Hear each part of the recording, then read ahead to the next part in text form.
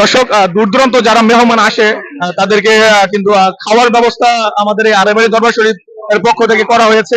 সেটা এখানে এখানে কিন্তু এই যে সবাই কিন্তু এখান থেকে খাওয়া দাওয়া করে আসতেছে।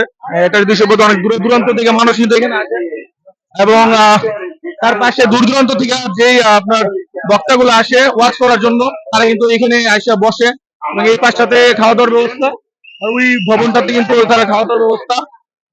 এবং আমি সামনে দেখতে পাচ্ছি যে সামনে এখানে খাওয়া দাওয়ার ব্যবস্থা, নিজেরা রান্না বান্না করতেছে।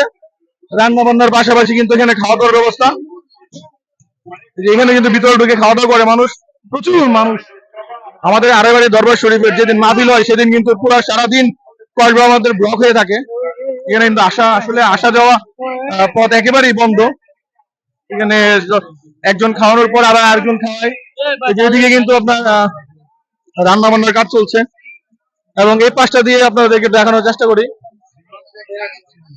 আর ভিতরে কিন্তু এখানে খাওয়া দাওয়ার ব্যবস্থা, আসলে ভিতরে অনেক ঢুকতে পারতেছি না কারণ প্রচুর মানুষ এখানে। তো আমাদের আড়াইবাড়ি দরবার শরীফের এখানে যারা আছেন বা আসবেন সামনে মাহফিলে, আপনারা এই দৃশ্যপটগুলো আপনাদেরকে দেখানোর চেষ্টা করলাম। তো দর্শক, ভালো থাকবেন, সুস্থ থাকবেন, দেখা হচ্ছে নতুন আর কোনো ভিডিওতে। আসসালামু আলাইকুম।